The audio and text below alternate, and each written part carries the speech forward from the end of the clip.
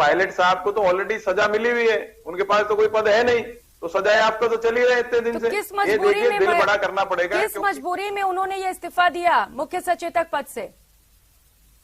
कोई तो वजह होगी ना दो इस्तीफे के पद पीछे। थे विधानसभा, नहीं दो मजबूरी थोड़ी होती है, दो पद थे, मुख्यमंत्री लग रहा होगा किसी और को एडजस्ट करना है मुख्य सचेतक पद पे, तो उसको उनका इस्तीफा ले लिया, वो कहने पहले ही दे दिया था मैंने। तो मैं इसको कोई भी डिसिप्लिनरी एक्शन पार्टी नहीं में खुद मानता इस हूं। बात को लेकर कंफ्यूजन है वरुण जी। महेश जी खुद कह रहे हैं कि अगर मुझ पे कार्रवाई हुई है तो बाकियों पर भी होनी चाहिए, एक गुट का नाम ले रहे हैं वो, तो आप तो खुद ही कंफ्यूज हैं। मैं कंफ्यूज नहीं हूं, मैंने कल भी कहा था कि अगर इसको कार्रवाई मानते हो तो मैं इसको कार्रवाई नहीं मानता हूं। उन्होंने खुद से इस्तीफा दिया या लिया गया उनसे इस्तीफा, ये बात पहले आप क्लियर करिए।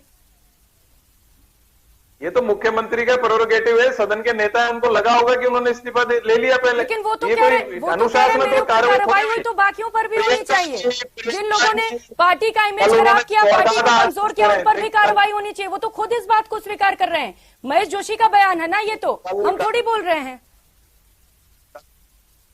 मेरी सुन लो, आप कल उन्होंने कुछ और कहा था, आज कुछ और कह रहे हैं, मैं उस पर टिप्पणी नहीं करना चाहता। आपकी पार्टी खुद ही क्लियर नहीं है ना। अनुशासनात्मक, आप मेरी बात तो सुन लो पूरी। आप अगर प्रियंका जी अनुशासनात्मक कार्रवाई होती तो इस्तीफा थोड़ी होता, हटाया जाता।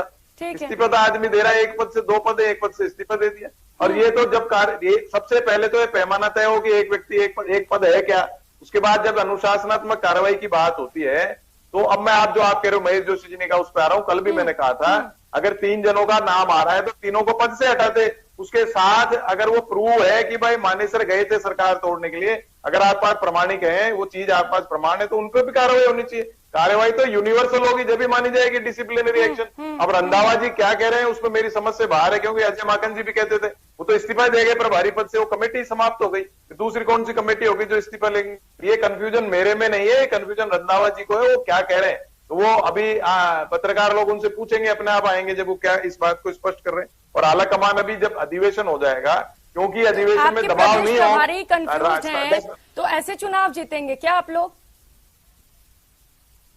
देखिए मैंने कल भी कहा था प्रियंका जी, चुनाव में बीजेपी बड़ी लचर अवस्था में, ये इनके मुगालता है। जब तक कि विधायक राज समाप्त नहीं होगा, विधायकों को ठेका दे रखा है संगठन का, आप ब्लॉक अध्यक्ष भी वही बनाएंगे, पीसीसी मेंबर भी वही बनाएंगे। ठीक है, लेकिन जरूरी